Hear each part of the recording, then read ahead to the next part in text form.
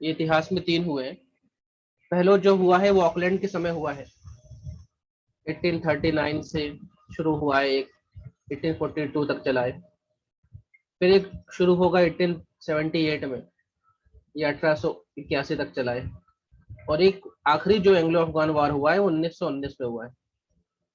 ठीक है, तो अभी हम ऑकलैंड वाला जो टेन्यूर है वो कूदे हैं। ऑकलैंड के समय ही फर्स्ट एंग्लो अफगान वार हुआ है, फिर ये लिटन के समय हुआ था, फिर 1919 में ये हुआ था। तो मैं कोशिश, मुझे आप लोग सुझाव दे दो कि ये डलहौजी के बाद सीधे एंग्लो अफगान वार पढ़ा दूं, कि जब इस कार्यकाल में पहुंचेंगे तब एंग्लो अफगान वार पढ़ाए, ये आप मुझे बता दीजिए।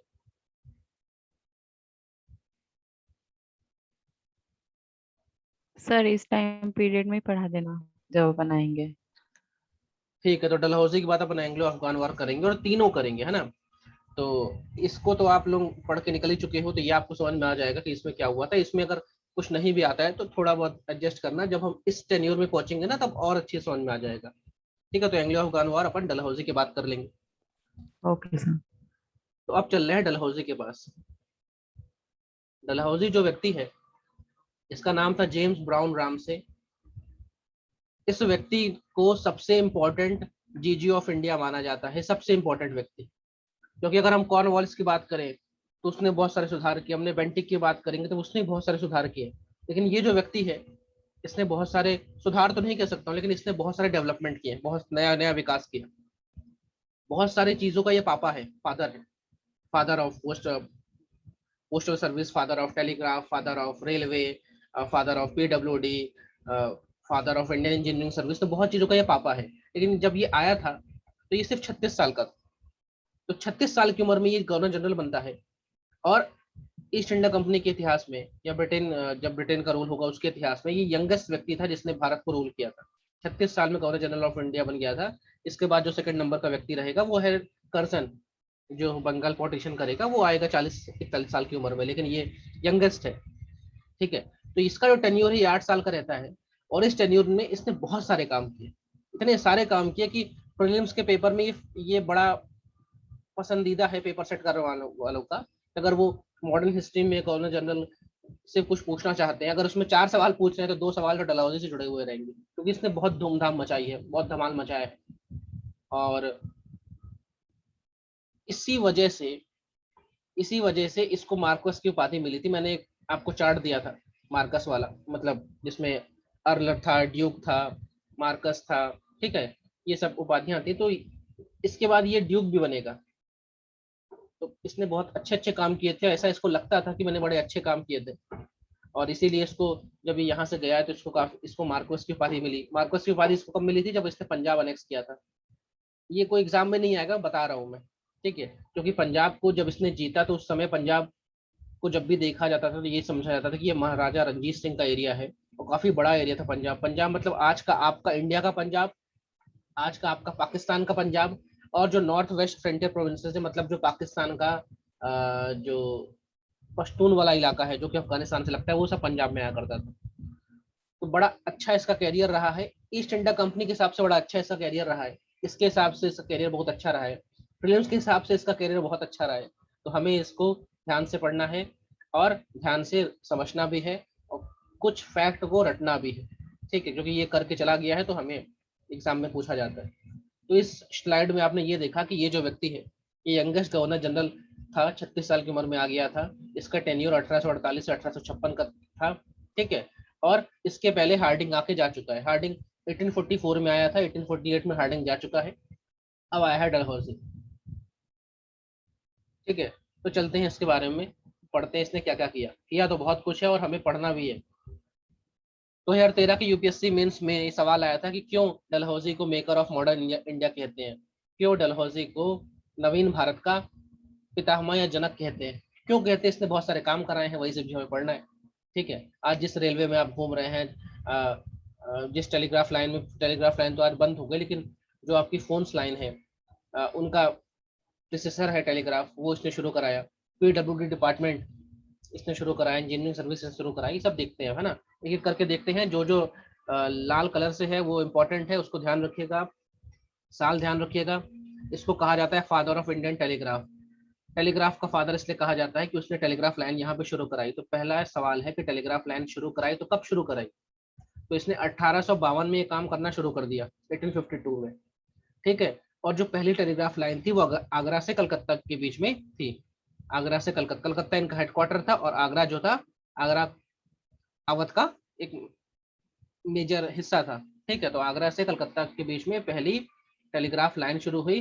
टेलीग्राफ आप लोग जानते होंगे, टेलीग्राफ में हम मॉर्स कोड का उपयोग करते हैं। मॉर्स कोड का, मॉर्स नाम का एक साइंटिस्ट था, उसने टेलीग्राफ की जो तकनीक थी उसको इजाद किया था। इसमें क्या होता है, जैसे मान लीजिए ए जगह है, इससे बी जगह में कुछ चीज़ हमें भेजना है, तो आप ए जगह में जाके जो वहाँ पे व्यक्ति बैठा होगा टेलीग्राफ वाले ऑफिस में, उसको कुछ बात बताएंगे।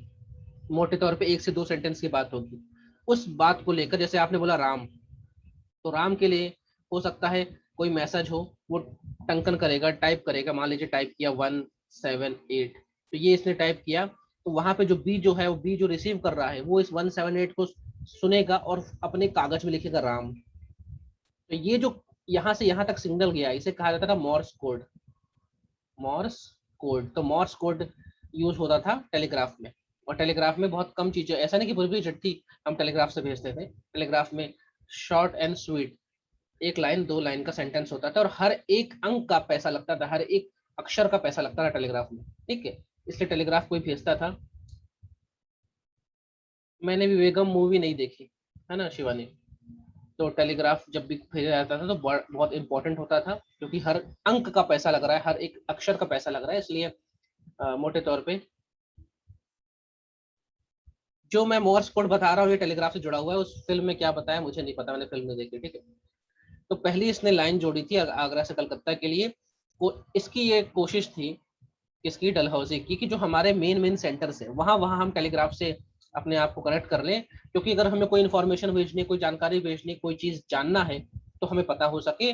और ये जो टेलीग्राफ था, इस टेलीग्राफ ने जो 1857 की क्रांति में अंग्रेजों का बड़ा साथ दिया, क्योंकि भाई जो सैनिक थे, जो क्रांतिकारी थे, वो क्रांति कर रहे थे। मान लीजिए वो कानपुर से दिल्ली जा रहे हैं, तो कानपुर से वो दिल्ली जा रहे हैं, ये खबर कानपुर से टेलीग्राफ के माध्यम से दिल्ली पहुंच जाती थी within hour, within 2 hours. और ये लोग 3 दिन बाद पहुंचते थे कानपुर से दिल्ली, तब तक पूरी तैयारी होती थी कि आओ बेटा अब तुम्हें हम मारेंगे। तो टेलीग्राफ को ये क्रांतिकारी कहते थे, ये हमारे गले का फंदा है। टेलीग्राफ लाइन को देख के कहते थे ये।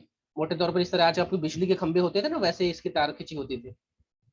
तो 1857 क्रांति को रोकने में अंग्रेजों का बहुत बड़ा सहयोग दिया इस टेलीग्राफ ने, क्योंकि इससे कम्युनिकेशन बहुत तेजी से हो रहे थे और उन्हें पता चल रहा था कि अच्छा आगरा में अभी आगजनी हो रही है, आगरा से ये लोग कहाँ पहुंचा, कलकत्ता आने वाले हैं, ठीक है।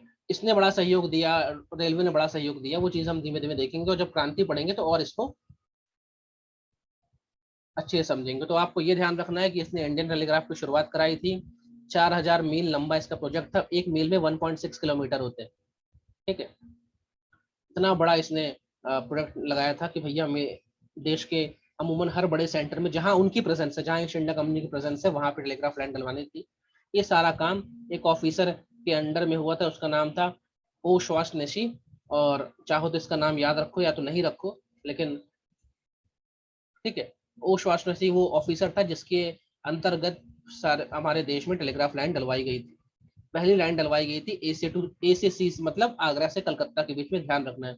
उसके बाद इन्होंने जो बड़े बड़े इनके सेंटर थे, कलकत्ता, पेशावर, बॉम्बे, मद्रास, यहाँ को जोड़ा। पेशावर कहाँ मिलेगा आपको? पेशावर आपको मिलेगा, आज पेशावर मिलेगा पाकिस्तान में, और पाकिस्तान में भी कहाँ मिलेगा? नॉर्थ वेस्ट फ्रंटियर प्रोविंसेस में। तो पाकिस्तान में अगर हम देखें तो पाकिस्तान का जो सबसे पश्चिमी हिस्सा है वो NWFP है, और उसके बाद जो हिस्सा आता है वो अफगानिस्तान का आता है, अफगानिस्तान, ठीक है। इसके बारे में और जब अच्छे से क्लियर होगा जब हम लोग पढ़ेंगे एंग्लो अफगान वॉर, तब देखेंगे पेशावर की क्या इंपॉर्टेंस रही है। और पेशावर हमेशा से महाराजा रंजीत सिंह के अंडर में रहा है, ठीक है। इसने टेलीग्राफ लाइन की शुरुआत कराई, 1852 में काम शुरू किया। 1854 में पहली बार आगरा से कलकत्ता के बीच में भारत में लाइन डाली गई, टेलीग्राफ लाइन। और जैसा कि यहाँ पे लिखा है कि 1857 की क्रांति में ये अंग्रेजों के लिए वरदान साबित हुआ। बून मतलब होता है वरदान, वरदान क्योंकि इसने क्रांतिकारियों के सारे मूवमेंट की खबर पहले से इनको दे दी और इन्होंने बहुत तेजी से क्रांतिकारियों को या इस क्रांति को का दमन कर दिया। ठीक है, तो आपको इंडियन टेलीग्राफ लाइन के बारे में पता होना चाहिए कि शुरू कब हो रहा है और किसने शुरू करवाया था। उसके बाद इंडियन पोस्टल सिस्टम की बात करते हैं। देखो, इंडियन पोस्ट एक्ट तो पहले आ गया, लेकिन पोस्टल सिस्टम में क्या होता है, जैसे आप, अब तो शायद आप लोगों ने देखा तो नहीं देखा है, पहले क्या होता था, पहले क्या अभी भी चलती, टिकट चलती है, पोस्टल टिकट चलती है। ठीक है, इसने क्या किया था, जो टिकट होती है इसको हम क्या कहते हैं, स्टैम्प कहते हैं। तो डलहौजी ने भारत में टिकट स्टैम्प शुरू करवाए थे कि भैया किसी को कहीं चिट्ठी भेजनी, कोई पत्र भेजना है, कोई पोस्ट ऑफिस मतलब लिफाफा भेजना है, तो उसके ऊपर एक निश्चित रकम का टिकट लगाए, स्टैंप लगाए, तभी वो कागज वहां तक पहुंचेगा जहां उसको भेजना है। आज भी ऐसा ही चलता है। आप लोग जाते हैं पोस्ट ऑफिस और बोलते हैं साहब ये कागज हमें यहाँ भिजवाना है, वो उसको तौलता है, फिर बोलता है भाई इसमें 25 रुपए का टिकट लगेगा, इसमें 50 रुपए का टिकट लगेगा। आप उसको 50 रुपए देते हैं, वो आपको 50 रुपए का टिकट देता है। फिर आप उसको उसमें चस्पा करते हैं, है ना, उसको पेस्ट करते हैं, फिर आप वो जो लाल डब्बा होता है उसमें आप डाल देते हैं। तो ये जो शुरुआत थी पोस्टल स्टैंप वाली, ये डलहौजी ने शुरू की थी। और डलहौजी ने ये कहा था कि पूरे देश में जहां जहां इनका रूल चल रहा है, वहां वहां जो पोस्टल का टिकट का रेट है वो एक समान होना चाहिए। मतलब अगर 50 पैसे की टिकट कलकत्ता में मिल रही है, तो 50 पैसे की टिकट चेन्नई में मिल, मतलब मद्रास में मिलनी चाहिए। तो इसने यूनिफॉर्म पोस्टल रेट कर दिया। आज भी यही होता है।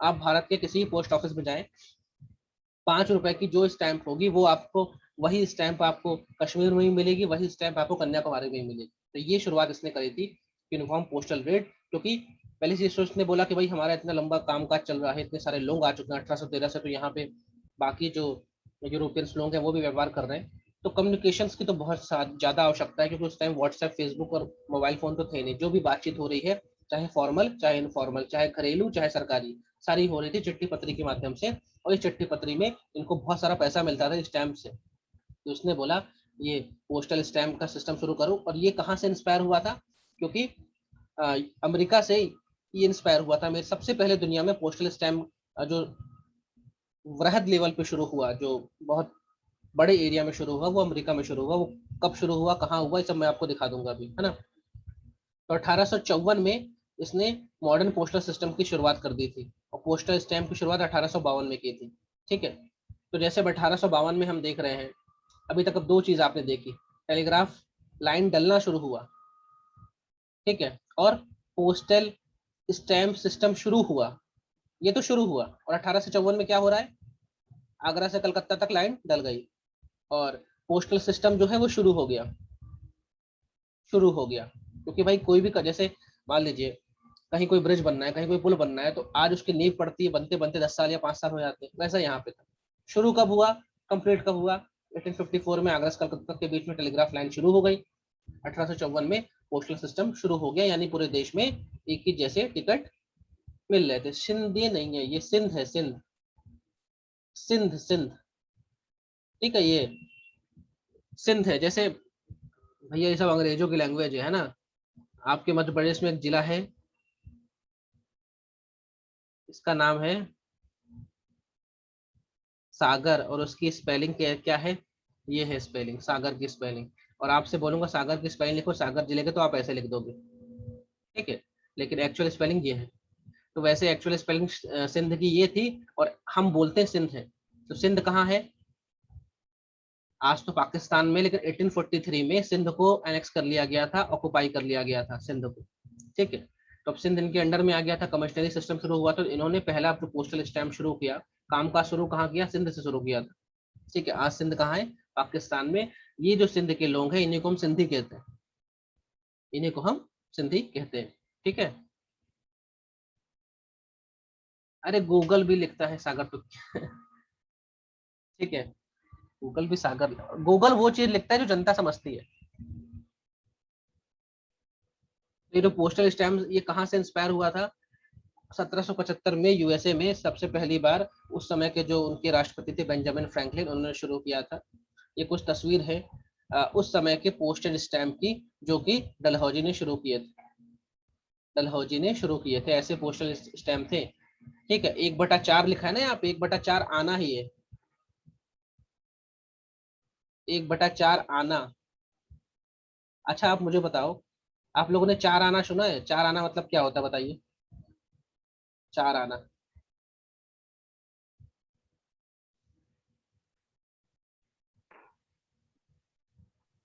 25 पैसा। बढ़िया। 25 पैसा है, 54 नहीं है ना। उसे कहा था 4 आना। इसका मतलब एक आना कितना होगा भाई? 4 आना मतलब 25 पैसा, तो एक आना कितना होगा? 6.25 पैसा, यही होगा ना एक आना।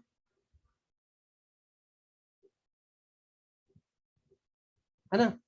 और ये जो स्टैम्प है ये 1/4 आना है, यानी एक आना 6.25 पैसे था, तो 1/4 हिस्सा का ये स्टैम्प था। सोचिए उस समय आने के भी 1/4 हिस्से हो रहे थे, ये वाला देखिए आधा आने का है, यानी 6.25/2। ठीक है। तो हिस्ट्री पढ़ते पढ़ते अपन मैथ्स पढ़ने लग गए, अच्छी बात है। तो ये कुछ पोस्टल स्टैम्प है, देख सकते हैं आप लोग। 3 आना, 2 आना, 2 आना मतलब एक आना 6.25 पैसे का था, 2 आना कितना हुआ? 12.5 पैसे का। ठीक है।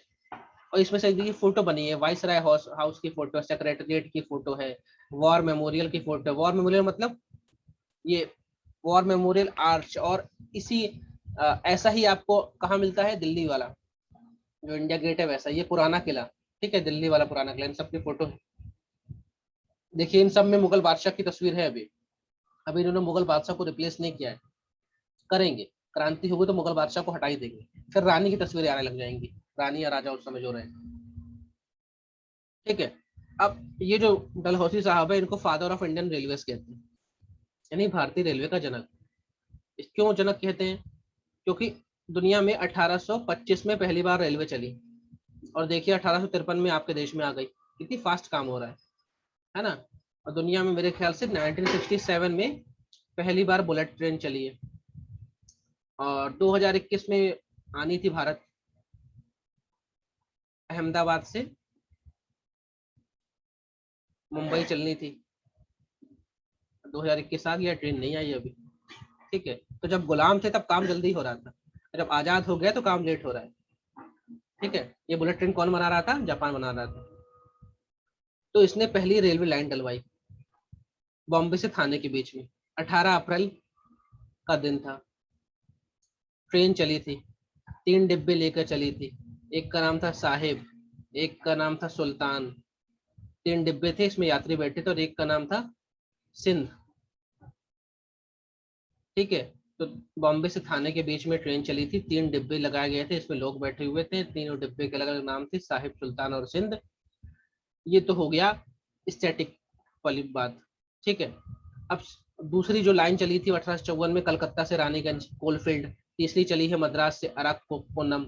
अब सवाल ये है कि इसने रेलवे क्यों चालू करी?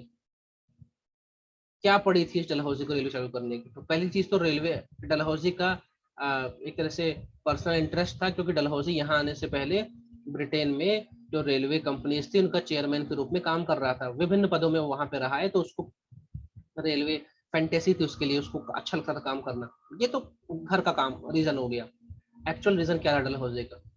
असली वजह ये थी कि 1813 के बाद से कमर्शियल एक्टिविटीज भारत में बहुत तेजी से उठ गई थी, और भारत में ये धीमे धीमे बहुत बड़े इलाके जीतते चले आ रहे थे।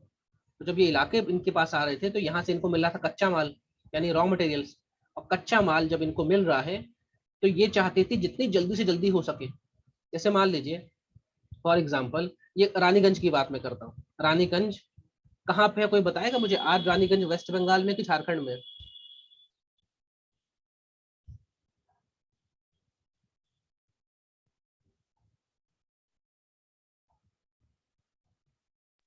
वेस्ट बंगाल। चलो चेक करना। ठीक है। तो इनके पास बहुत बड़ा एरिया आ गया था, इनको चाहिए थे कच्चा माल। अब कहीं से इनको कोयला मिल रहा, कहीं से इनको, जैसे गुजरात का एरिया बात करें, यहाँ से इनको कपास मिल रहा है, कहीं से इनको सिल्क मिल रहा है, इधर की बात करें कहीं से इनको इंडिगो मिल रहा है। ठीक है।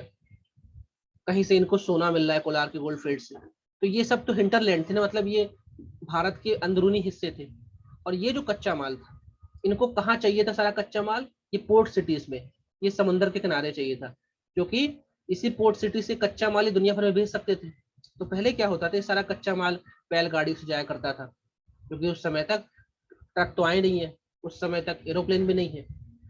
तो इसने सोचा कि क्यों ना अगर हम रेलवे लगा दें, रेलवे की पटरियां बिछा दे, खासकर वहां जहां जहां हमारे कच्चे माल मिल रहे हैं, वहां से कहाँ जोड़ना है? समंदर किनारे वाले अपने शहरों में जोड़ना है। कहाँ जोड़ना है? समंदर किनारे वाले अपने शहरों में। इससे क्या हो, ये कच्चा माल जो रॉ मटेरियल्स है ये बड़ी तेजी से पोर्ट सिटीज तक आ जाए, समंदर वाले जो हार्बर है यहाँ तक आ जाए, और यहाँ से हम दुनिया भर में इस कच्चे माल को भेज सके जहां जहाँ इनको बेचना है। और वहां से जो फिनिश्ड गुड है, जैसे मान लीजिए गुजरात और एमपी से कपास ले गए, कपास बॉम्बे पहुंचाए, बॉम्बे से कहाँ चला गया? मैनचेस्टर पहुंच गया, वहां से कपड़े बन के आए, फिर कहाँ पे आए? इधर आ गए, बॉम्बे वापस आ गए कपड़े बन के, फिर कपड़े अंदर वाले हिस्से में पहुंच जाए। तो जो काम महीने महीने भर में हो रहा था वो काम 2 से 3 दिन में हो रहा है, क्योंकि रेलवे बड़ी तेज भाग रही थी फटाफट। इन्होंने शुरुआत में जहां भी रेलवे लगाई, जहां भी रेलवे काम शुरू किया है, मोटे तौर पे कच्चे माल को ध्यान में रख के या अपनी कमर्शियल एक्टिविटीज को ध्यान में रख के किया था, अपने वाणिज्यिक इंटरेस्ट को ध्यान में रख के किया था कि जहां जहां से हमें मुनाफा है, जहां जहां से माल उठा सकते हैं, वहां वहां रेल लाइन बढ़ा दो। बाद में जब रेलवे डल गई तो इनको समझ में आया कि इसका काम तो हम डिफेंस में भी कर सकते हैं। डिफेंस कैसे? 1857 की क्रांति हुई, आतंकवादी जो सॉरी आतंकवादी गलत कहना होगा, सॉरी, जो क्रांतिकारी थे वो कानपुर से कहाँ कूच करने वाले हैं? वो कानपुर से कहाँ जाने वाले हैं? मान लीजिए वो दिल्ली जाने वाले, ये खबर उनको लग गई। अब वो कानपुर से दिल्ली जो क्रांतिकारी हो तो पैदल जा रहे हैं, उनके पास तो नहीं ट्रेन है, लेकिन दिल्ली में हमला होने वाला है 3 दिन बाद। तो इन्होंने फटाक से 1 दिन के अंदर, 2 दिन के अंदर बंगाल से अपनी आर्मी बुला ली। कैसे बुला ली? ट्रेन इनके पास थी, ठीक है, अवध से अपनी आर्मी बुला ली। और अब जब ये क्रांतिकारी बेचारे दिल्ली जा रहे हैं ये सोच के कि अब दिल्ली पे धावा बोलेंगे, तब तक यहाँ पे तो हजारों की संख्या में आर्मी खड़ी है, इनको गोली मार रही है। ये क्यों संभव हो पाया? क्योंकि इन्होंने रेलवे का उपयोग अपने डिफेंस में भी किया। फटाफट एक जगह से दूसरी जगह मूवमेंट हो रहा था। हम लोगों ने इतिहास में देखा था, क्लाइव की बात करें या किसी और की बात करें, इन्हें नीचे से ऊपर आने में 4-6 महीने लग जा रहे थे पैदल चलने में, ठीक है। हम लोगों ने बात की थी बैटल ऑफ प्लासी के पहले वाला जो कांड था, जिसमें से राजूतौला ने इनका जो फोर्ट विलियम था उसमें आग लगवा दी थी। जब काल कोठरी कांड हुआ था तो क्लाइव को नीचे से ऊपर आने में 4 महीने लग गए थे, लेकिन अब ऐसा नहीं, यहाँ 2 से 3 दिन में जहां से जहां मूवमेंट करना है अपने सैनिकों को कर लो। तो इसका फायदा इनको क्रांति में हुआ।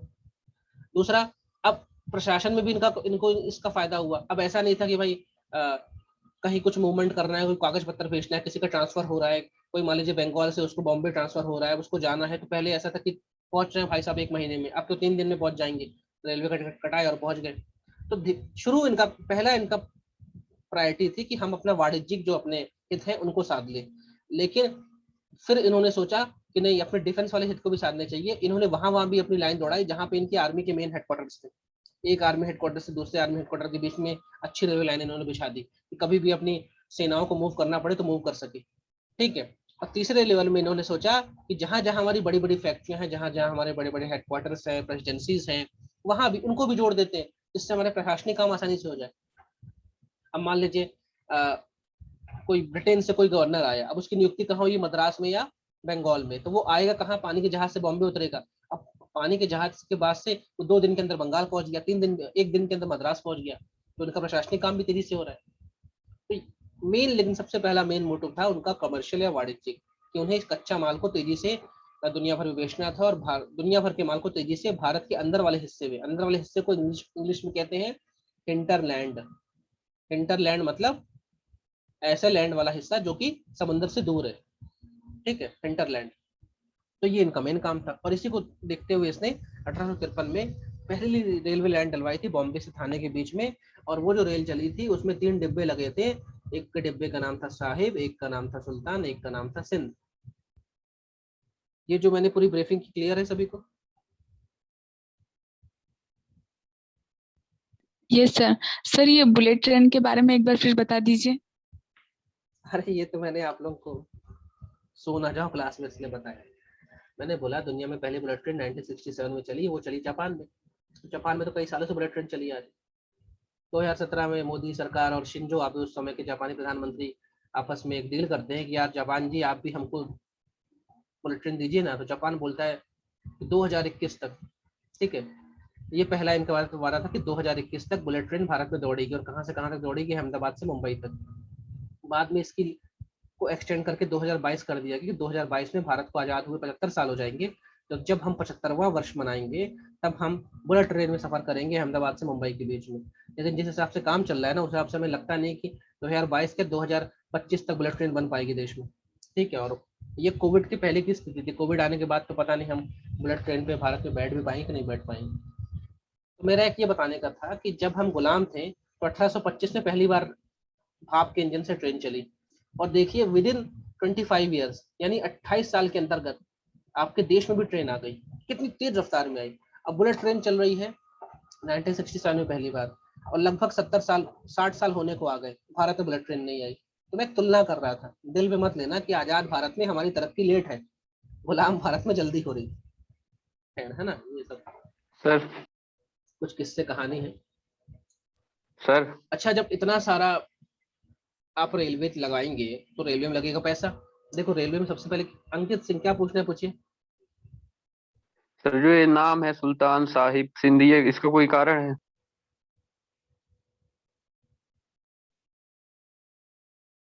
कोई कारण नहीं है, उनका मन था।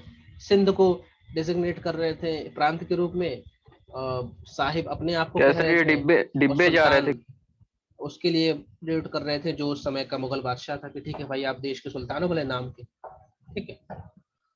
जब रेलवे की इतनी बड़ी आप रेलवे आप लगाएंगे तो आपको क्या लगेगा, पहली चीज आपको लगेंगे बहुत सारे लोग, यानी हम कहेंगे एम्प्लॉइज। दूसरे लेवल पे लगेगा बहुत सारा पैसा यानी फंड, और तीसरा चीज आपको लगेगी बहुत सारी लकड़ियां यानी मतलब नेचुरल रिसोर्सेस, नेचुरल रिसोर्सेस। तो नेचुरल रिसोर्सेस में क्या क्या लगेगा, पहले तो लकड़ी, दूसरे लेवल पे क्या क्या लगेगा, कोयला, उसको जला, भाप के इंजन थे ना, और तीसरे लेवल पे लगेगा लोहा। ठीक है, अब बात करते हैं थोड़ा सा, रेलवे आपको लगानी है। रेलवे आज भी इतनी महंगा है रेलवे, आप सोचिए एक इंजन को बनाने में, और भारत सरकार को रेलवे ट्रेन बढ़ाने में कितना पैसा लग जाता है। और भारत सरकार तो कि जब भी आप टिकट खरीदेंगे, खासकर कौन सी रिजर्वेशन वाली, तो उसके पीछे भारत सरकार लिखती है कि इंडियन रेलवे सिर्फ 57% ही अपना पैसा रिकवर कर पा रही है आपकी यात्रा से। मतलब जब भी आप रेलवे में यात्रा करते हैं तो भारतीय रेलवे आपको ताना मारती है, क्या मारती है ताना, कि मान्यवर बंधु आप जिस ट्रेन में सफर कर रहे हैं और जितना आपने किराया इस ट्रेन का दिया है, तो रेलवे सिर्फ 57% ही रिकवर कर रही है। मतलब मोटे तौर पे रेलवे को लेना चाहिए आपसे 100 रुपए, रेलवे आपसे ले रही है 57 रुपए। भले आपको महंगी लगे कि यार फर्स्ट एसी की टिकट तो 5,000 की है, सेकंड एसी की 3,000 की है, फिर भी रेलवे कहती है कि बंधु मान्यवर महोदय हम आपसे सिर्फ 57% ही पैसा ले रहे हैं, बाकी नहीं ले रहे। तो ये तो मेरे ख्याल से 10 साल पहले से ही रेलवे लिखती आ रही है, और भारत सरकार भी कोर्ट करती है कि भाई रेलवे घाटे में यही कहती कि जो पैसेंजर्स को हम ढो रहे हैं, जब माल ढोती तो रेलवे फायदे में रहती है, जब पैसेंजर्स को हम ढो रहे हैं तो हम वहां पे सिर्फ 57% रिकवर कर पा रहे हैं। खर्चा वाला काम है रेलवे, है ना। तो जब रेलवे इतनी बड़ी बन रही है और उस समय डलहौजी लगा रहा है, और डलहौजी के पहले अगर आप ध्यान देंगे थोड़ा सा 1813 के चार्टर एक्ट में ध्यान देंगे, उनसे कहा गया था कि भैया अपने खर्चे तुम यहीं यहीं से मेंटेन करो, यहीं सब कुछ करो और हमको मुनाफा दो, क्योंकि इनको पहले से कह दिया गया था कि भैया हम तुम्हें ऊपर से कुछ पैसा नहीं देंगे, तुम्हें जो कमाना है जो खाना है यहीं से करिए और हमको मुनाफा दीजिए। तो डलहौजी के लिए दिक्कत था, उसने रेलवे तो शुरू कर दी, लेकिन रेलवे को पूरे देश में फैलाने के लिए पैसा चाहिए, और पैसा ब्रिटेन की सरकार तो देने से रही, क्योंकि तुम तो हो प्राइवेट कंपनी, तुम्हें कौन पैसा देगा। तो डलहौजी ने उस समय बोला एक गारंटी सिस्टम निकाला कि जो ब्रिटेन के या और भी दुनिया भर के देश के जो अमीर लोग थे उनको बोला, अगर आप भारत की रेलवे वाली कंपनी पे इन्वेस्ट करोगे, अगर भारत की रेलवे वाली कंपनी में पैसा लगाओगे, तो मैं गारंटी देता हूँ कि कम से कम 5% का मुनाफा तो दूंगा, मिनिमम 5% का मुनाफा दूंगा। मतलब अगर 100 रुपए लगाओगे तो अगले साल आपको 105 रुपए मिलेगा, इससे ज्यादा ही मिल सकता है लेकिन मिनिमम 5% का मुनाफा होगा, ठीक है। और ये उस समय क्या आज के हिसाब से बहुत बड़ा है। आज भी अगर आप बैंकों में अपना पैसा रखते हैं सेविंग अकाउंट में तो आपको 2.5% मुनाफा मिलता है, ठीक है। और उस समय ये 5% दे रहा था, तो जिसने लाखों में करोड़ों में पैसे लगाए तो उनके लिए तो काफी बड़ी रकम थी और सिक्योर था, भाई डलहौजी गारंटी दे रहा है। तो इसकी गारंटी की वजह से इनको फंड की कभी कमी महसूस नहीं हुई, बहुत सारा पैसा इनके पास आया। जब खूब सारा पैसा आया तो इनके हाथ तो भरे थे, तो इनको ये दिक्कत नहीं थी कि रेलवे के लिए पैसा कहाँ से आएगा, क्योंकि ये डलहौजी ने गारंटी सिस्टम शुरू किया था। दूसरा एम्प्लॉय की बात आई, तो रेलवे स्पेशलाइज्ड जॉब होती है, ऐसा नहीं कि रेलवे में आप किसी की भर्ती कर लेंगे, उस समय 1813 के एक्ट में हमने देखा था कि इस चार्टर एक्ट ने कहा था कि जो भी व्यापारी गण हैं या जो भी ब्रिटिश लोग हैं वो भारत में आकर रह सकते हैं, बस सकते हैं। तो 1813 में धीमे धीमे लोग आना बसना शुरू कर गए थे, लेकिन तब तक भीड़ नहीं आई थी, तब तक ब्रिटेन से भीड़ नहीं आई थी। लेकिन जब ब्रिटेन के लोगों को पता चला कि डलहौजी ने यहाँ भी रेलवे शुरू किया है, तो ब्रिटेन में रहने वाले वो लोग जो रेलवे में पहले काम कर रहे थे, ब्रिटेन की रेलवे में काम कर रहे थे और या उनके पास एक्सपीरियंस था, वो भर भर के भारत आए और डलहौजी ने उन्हें बहुत अच्छी सैलरी ऑफर की कि आप आए, आपके पास एक्सपीरियंस है, आप आए, हम आपको बहुत अच्छी सैलरी देंगे। उस समय जो रेलवे की एम्प्लॉयज थे, उस समय के रेलवे में मोर देन 90% से अधिक ब्रिटिशर्स थे, मोर देन 90% से अधिक ब्रिटिश। क्योंकि पहली चीज तो रेलवे की जॉब बड़ी अच्छी थी, आपको सैलरी अच्छी मिल रही है, आपको अच्छा काम करने को मिल रहा है, आपको रेलवे में आने जाने की टिकट मुफ्त मिल रही है। आज भी ऐसा होता है, रेलवे एम्प्लॉयज को उनको उनके परिवारों की टिकट मुफ्त रहती है या कुछ कम रहता है। तो बड़ी अच्छी जॉब थी और देश भर में आपको काम करने का मौका मिल रहा है। तो मोर देन 90% जो एम्प्लॉयज थे वो ब्रिटिशर्स थे और इन्हीं एम्प्लॉयज के नाती पोते संती पंती आज भारत में जो एंग्लो इंडियन की आबादी है ना, हमारी लोकसभा में दो सीट एंग्लो इंडियन की रिजर्व है। तो आज जो एंग्लो इंडियन आपके देश में रहते हैं ना, उसमें बहुत बड़े हिस्से वो लोग हैं जिनके दादा परदादा कभी रेलवे की नौकरी के नाम पे भारत आए और इसीलिए एंग्लो इंडियंस को आम भाषा में कह देते हैं कि रेलवे चिल्ड्रंस, ये रेलवे के बच्चे हैं, क्योंकि इनके दादा परदादा ने रेलवे में काम किया था और ये आए क्यों, तो रेलवे ने इनको अट्रैक्ट किया था, भारत की रेलवे। ठीक है, तो एम्प्लॉयज की कमी इनको दिक्कत ही नहीं, इसने बहुत अच्छा पैसा ऑफर किया। अब बात की नेचुरल रिसोर्सेज की, यानी प्राकृतिक संसाधन की। लकड़ी इनको चाहिए, लकड़ी का क्या काम, जो रेलवे की पटरी डल रही थी उसमें जो ये बीच में जो हिस्सा लगता है, इसे स्लीपर्स कहते हैं, ये लकड़ी के होते थे। अभी भी बहुत जगह आपको लकड़ी के ये स्लीपर्स दिखेंगे, कहीं जगह सीमेंट के भी हो गए। तो लकड़ी इनको चाहिए, तो इनको चाहिए थे जंगल, इन्होंने धड़ाधड़ जंगल काटने शुरू किए, लकड़ी निकालना शुरू की, लकड़ी इन्होंने भारत से निकाली। इसके चक्कर में भी जो आदिवासी विद्रोह हुए ना, वो लकड़ी के नाम पे हुए, कोयले के नाम पे हुए, लोहे के नाम पे हुए, क्योंकि आपने पहले उस इलाके के जंगल काटे लकड़ी के नाम पे, फिर जब जंगल साफ हो गए तो आपने ध्यान दिया अरे इसके अंदर तो कोयला भी है, तो आपने जमीन भी खोद डाली कोयला के नाम पे, कहीं लोहा के नाम पे जमीन खोद डाली, तो वहां पे रहने वाले जो आदिवासी हैं उनको तो बेघर कर दिया ना आपने। तो नेचुरल रिसोर्सेज को इन्होंने खूब दोहन किया और अब शायद आपको समझ में आ गया होगा कि रानीगंज कोयला फील्ड तक क्यों ले गए थे इन लोग रेलवे लाइन, क्योंकि रानीगंज से क्या मिल रहा था, कोयला, और कोयला कहाँ लाना था, कलकत्ता। इसलिए सेकंड रेलवे लाइन कहाँ डली थी, कलकत्ता से रानीगंज, क्योंकि यहाँ से क्या मिल रहा था, कोयला। और कोयला इंजन चलाने के लिए भी जरूरी है और कोयला लोहे को पिघलाने के लिए भी जरूरी है। ठीक है, कोयला तो बहुत आज भी हमारे देश में मोर देन जो हमारा ऊर्जा की खपत है उसमें सबसे बड़ा जो चंक है वो कोयले से आता है। जो आप बिजली यूज कर रहे हो उसमें बहुत बड़ा चंक कोयले की से बनी हुई बिजली, यानी कोयले को हम भाप बनाते हैं और उसको हम कहते हैं थर्मल पावर, यानी भाप से बनी हुई बिजली। तो आज 2021 में ही भारत सरकार का बहुत बड़ा जो चंक है, बहुत बड़ा जो शेयर है बिजली उत्पादन का, वो कोयले से ही आता है। इस चक्कर में भारत की इन्होंने जंगल साफ कर दिए, भारत की धरती खोद दी, भारत के आदिवासियों को डिस्प्लेस किया, और ये भी बहुत बड़ा कारण रहेगा। चंक मतलब होता है, अरे चंक मतलब होता है शेयर, परसेंटेज। जैसे मैंने बोला बहुत बड़ा चंक मतलब बहुत बड़ा परसेंटेज, इसकी स्पेलिंग होती CHUNK। ठीक है, तो ये मैकाले साहब की सब कृपा है, मेरे मुंह से कभी अंग्रेजी निकल जाता है। तो ये जो मैंने आपको अभी क्लियर किया, ये सब बताया इस स्लाइड में, क्लियर है सभी को? जी सर। सर हाँ पूछे। सर जो डलहौजी ने सेकेंड लाइन चलाई थी इसीलिए वेस्ट बंगाल में वो नाम डलहौजी पॉइंट रखा है ना? ये नहीं पता मुझे, हाँ उसके नाम से ही होगा, डलहौजी पॉइंट है तो डलहौजी ने कुछ ना कुछ किया होगा वहां पे, इतना नहीं पता, लेकिन अगर ऐसा है तो बढ़िया है। लेकिन देखिए, पहली रेलवे लाइन कहाँ से कहाँ तक चली, 5वीं के बच्चे से पूछो बता देगा ना। पहली रेलवे लाइन बॉम्बे से थाने के बीच चली। उस समय बॉम्बे और थाने अलग अलग होते थे, आज तो बॉम्बे थाने पहुंच जाओ तो ऐसा लगता है बॉम्बे आ गया है।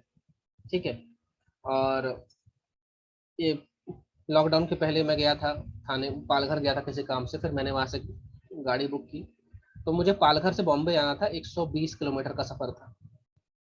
ठीक है, और ये 120 किलोमीटर का सफर मैंने कितने घंटे में पूरा किया? 6 घंटे में। जबकि जो मैंने गाड़ी बुक की थी वो इनोवा की थी, तो ऐसा नहीं था कि मैंने कोई छोटी गाड़ी की हो। 6 घंटे में 120 किलोमीटर में पहुंचा। क्यों पहुंचा? कि जब मैं पालघर से थाने पहुंचा, थाने से बॉम्बे सिर्फ 50 किलोमीटर की दूरी पे, लेकिन थाने से ऐसा लगता है कि आप बॉम्बे पहुंच गए। और थाने जो है महाराष्ट्र का सबसे बड़ा जिला है, सबसे बड़ी आबादी यहाँ रहती है। और थाने को हम कहते हैं बॉम्बे का सबर्ब। सबर्ब मतलब बॉम्बे का बाहरी एरिया। आप थाने पहुंच जाओ तो वहां से बोलने शुरू हो जाता है कि आप बॉम्बे आ गए, बॉम्बे आ गए। तो ये 50 किलोमीटर मुझे सफर तय करने में लगे थे, तीन से या 4 घंटे लगे थे मुझे, ये 50 किलोमीटर। तो कभी आप बाई रोड जाएं, इसीलिए आप कभी सोचते होंगे यार मुंबई की लोकल इतनी भीड़ रहती है, फिर भी लोग लोकल क्यों प्रेफर करते हैं? क्योंकि वहाँ इतना ट्रैफिक है ना कि 2-3 किलोमीटर जाने में आधे घंटे लग जाते हैं। ठीक है, तो ये थाने से बॉम्बे जाने मेरे पसीने छूट गए। मैंने नमस्ते कर लिया कि अगली बार कभी बॉम्बे आया तो मैं बाई रोड नहीं आऊँगा।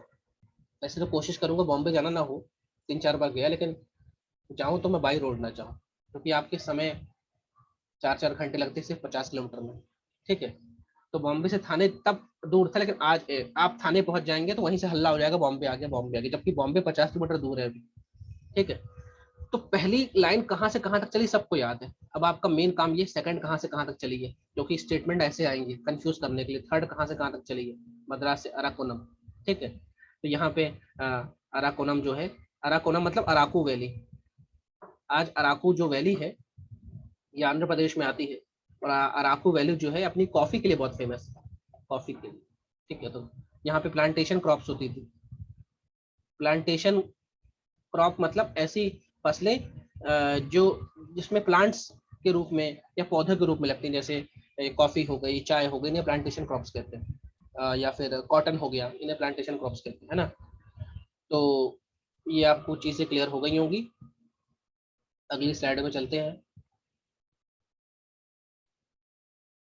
अब डलहौजी अगला किस चीज का पापा है? इंडियन इंजीनियरिंग सर्विस का। यूपीएससी लेता है इसका पेपर, इंडियन इंजीनियरिंग सर्विस का। ठीक है, अगर आपने इंजीनियरिंग की है और सीएसआईटी से नहीं की है, कंप्यूटर साइंस और इंफॉर्मेशन टेक्नोलॉजी से नहीं की है, तब आप आईएएस का पेपर दे सकते हैं। इससे की है तो आप इनकी नज़र में इंजीनियर नहीं है, यूपीएससी की नज़र में। ठीक है, तो इसको father of Indian engineering service कहते हैं। क्यों कहते हैं इसने? क्योंकि इसने भारत में बहुत सारे ब्रिजेस बनवाए, नहर बनवाई, बहुत सारे हिल स्टेशन में इसने इंफ्रास्ट्रक्चर बनवाया। ठीक है, हिल स्टेशन में बहुत सारे इसने कॉटेजेस बनवाए और इंजीनियरिंग मार्वल्स बनवाए। मार्वल्स मतलब बहुत सारे अच्छे अच्छे काम की इंजीनियरिंग से जुड़े हुए किया इसने, खुद नहीं इसने करवाया। इसने एक अलग से ब्रांच खोल दी थी। खासकर इसने इंजीनियरिंग का बहुत ज्यादा प्रयोग किया इसमें आर्मी में। आर्मी में उस समय की जो आर्मी थी इनकी, उसमें बहुत अच्छा उपयोग किया इसने इंजीनियरिंग का।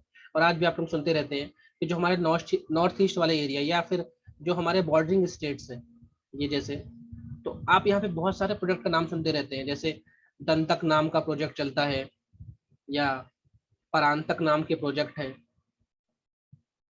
ठीक है, बहुत सारे अलग अलग नाम के प्रोजेक्ट आप सुनते रहते हैं। और आप एक चीज का नाम, एक संगठन का नाम हमेशा सुनते आते होंगे, जिसका नाम है border road organisation, BRO, border road organisation. और आता रहता है हर 2-3 महीने में कि आर्मी ने किया कमाल, 10 दिन में बना दिया पुल, 2 दिन में बना दिया बिल्डिंग, 4 दिन में बना दिया ये वो। और सब में पीछे नाम आता है BRO का।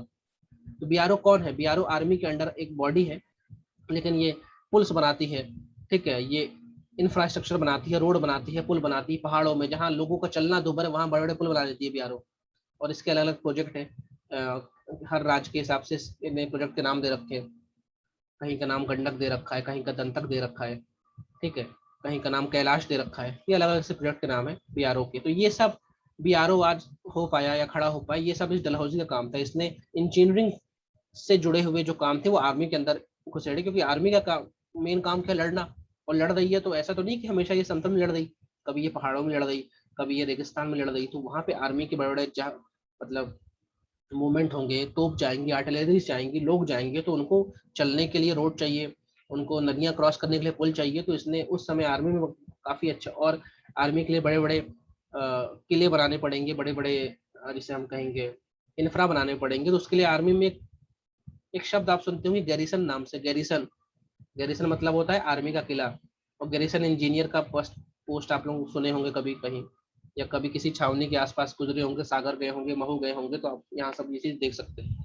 तो इसने इंडियन इंजीनियरिंग सर्विसेज की स्थापना करवाई, जिसने बहुत सारे ब्रिज बनाए। कहाँ पे खासकर ब्रिज बनाए?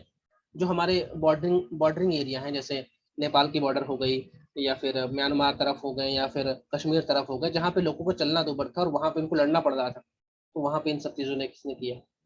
और इसने गंगा जो कैनाल है उसको ओपन करवाया। गंगा कैनाल मतलब जैसे हम गंगा की बात करें तो गंगा निकलती गंगोत्री से, ठीक है, और अलकनंदा प्लस भागीरथी, ये दो नदी नदी मिलकर गंगा कहलाती हैं। और गंगा अपने असली स्वरूप में आती हरिद्वार में। हरिद्वार में हम गंगा के दर्शन कर सकते हैं। इसके ऊपर जो गंगा है वो तो जो कंकड़ पत्थर है उनके नीचे चलती है, यानी जो खादर और बांगर वाला ऊपर वाला एरिया उसके अंदर ही अंदर बहती है। हरिद्वार में असली दर्शन होते गंगा के। तो हरिद्वार के ऊपर वाला जो एरिया उसे कहते हैं अपर गंगा, अपर गंगा कैनाल। तो इधर वाले ऊपर वाले हिस्से में जहाँ पे गंगा गंगोत्री से हरिद्वार के बीच में, यहाँ पे इसने बहुत सारे काम करवाए थे, ठीक है। और इसने बेसिकली इसके लिए बाद में तो इसका काम और भी क्षेत्रों में गया, लेकिन इन काम को देखते हुए इसने पब्लिक वर्क्स डिपार्टमेंट बनवाया था, PWD। ये आज भी चलती है संस्था, और अभी तो इंदौर के पेपर में 4-5 दिन से फेमस है कई, क्योंकि ये ब्रिज बना रहे हैं उसकी डिजाइन ही गलत है। PWD वाले, इनको कहते हैं हिंदी में लोक निर्माण विभाग, यानी जनता के लिए निर्माण करना। लोक मतलब जनता, पब्लिक के लिए निर्माण करना। तो जनता को क्या चाहिए? जनता को रोड चाहिए, जनता को ब्रिज चाहिए, जनता को नहर चाहिए, ठीक है, और जनता को सीवर लाइन चाहिए, जनता को पाइप लाइन चाहिए। जो भी जनता से जुड़े हुए काम है वो आप PWD करिए। जनता को हॉस्टल चाहिए, जनता को रेस्ट हाउस चाहिए, ये सब जनता को चाहिए और ये आपको बनाने हैं। तो PWD की स्थापना इसने करवाई थी। तो क्या इसके पहले, डलहौजी के आने से पहले रोड नहीं बन रही थी क्या? कि नहर नहीं बन रही थी, कि किले नहीं बन रहे थे? बन सब रहे थे, लेकिन डलहौजी से आने से पहले ये सारा काम सैनिक करते थे।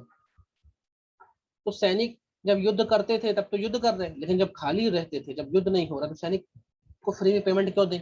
तो सैनिक से मजदूरी वाला काम करते थे, मतलब सैनिक को मजदूर बना देते। तो डलहौजी ने बोला नहीं, ऐसा नहीं चलेगा यार, ये सैनिक है, इनको हमने ट्रेनिंग दी है बंदूक चलाने की, इनको ट्रेनिंग दी है लड़ने की, आप हम इनसे मजदूरी कराते हैं, हम इनसे गड्ढा खोदवाते हैं। तो डलहौजी ने बोला ये नहीं चलेगा, एक अलग से विभाग बनेगा PWD नाम का, और जितने भी डेवलपमेंट वाले काम है, नफरा वाले काम है, ये सब ये करेगा, ये सैनिक नहीं करेंगे। तो इसके पहले मजदूरी सैनिक करते थे, ठीक है। तो इसने PWD की स्थापना कराई थी। और जैसा कि उसका मैंने बताया, जनता से जुड़े हुए सारे काम करने हैं, नहरें बनवानी है, रोड बनवानी है, पुल बनवाने हैं, हॉस्टल्स बनवाने हैं। जितनी भी सरकारी बिल्डिंग आप देखते हैं, चाहे कलेक्ट्रेट भवन है या कुछ भी, मतलब सरकार से जुड़ा हुआ कोई भी नहीं। सरकार ने बोला यार कलेक्टर के लिए नया भवन बनाना है, कौन बनाएगा? PWD रहेगी। सरकार ने बोला यार रोड बनानी है, फ्लाईओवर बनाना है, ब्रिज बनाना है, ये बनाएगा। सरकार ने बोला नर्मदा लाइन डलवानी है, ये करेगा, सब ये काम करेगा PWD। इसके कार्यकाल में अंग्रेजी शिक्षा से जुड़े, अंग्रेजी शिक्षा तो कहना गलत होगा, इसके कार्यकाल में भारतीय शिक्षा से जुड़ा हुआ एक बहुत ही फेमस आदेश आया था, जिसको कहते हैं वुड डिस्पैच। डिस्पैच मतलब होता है प्रेषण करना, भेजना। जैसे बात मान लीजिए आपने मेरे नाम से कोई कोरियर निकाला, इस कोरियर में आपने मुझे कोई गिफ्ट, कुछ भी चीज भेजी, तो आपने मुझे फोन करके बोला सर मैंने आपका कोरियर डिस्पैच कर दिया। इसका मतलब मैं समझ जाऊंगा आपने मेरे नाम का कोरियर उस कोरियर वाले को दे दिया, वो पहुंचा देगा मेरे पास। डिस्पैच मतलब होता है प्रेषण करना। तो इसका मतलब वुड नाम के व्यक्ति ने कुछ भेजा था, कुछ डिस्पैच किया था। तो वुड नाम के व्यक्ति ने क्या डिस्पैच किया? इसने कुछ सलाह डिस्पैच की थी कि हाँ ये चीज होनी चाहिए, सलाह। ध्यान रखिएगा, ये सलाह थी, किसके लिए थी? भारत में जो शिक्षा व्यवस्था है उसके लिए थी। किसने भेजा था? वुड ने भेजा था। वुड का एक्चुअल नाम था चार्ल्स वुड, और इसने इस चीज को डिस्पैच किया था। डिस्पैच मतलब ये कहीं और होगा, भारत में तो होगा नहीं। अगर भारत में होता तो डिस्पैच क्यों करता? तो ये जो चार्ल्स वुड था ये लंदन में था। लंदन से इसने एक बड़ा सा पत्र लिख के भेजा डलहौजी के नाम पे कि मैं चाहता हूँ भारत की शिक्षा व्यवस्था में आप ये काम करिए। तो इसने जो बातें कही है वो अपन अगली क्लास में देखेंगे इसने क्या कहा है। और काफी इंपॉर्टेंट बात इसने कही थी, बहुत ज़्यादा इंपॉर्टेंट है कि जो वुड डिस्पैच है उसमें क्या क्या रिकमेंडेशंस दी गई थी। वुड डिस्पैच में चार्ल्स वुड कौन था, किसके कार्यकाल में वुड डिस्पैच आया, ये सारी बातें हमको जाननी है, वो हम कल देखेंगे। आज की क्लास में कोई डाउट हो जो भी हमने पढ़ा है उसको पूछ लीजिए आप लोग।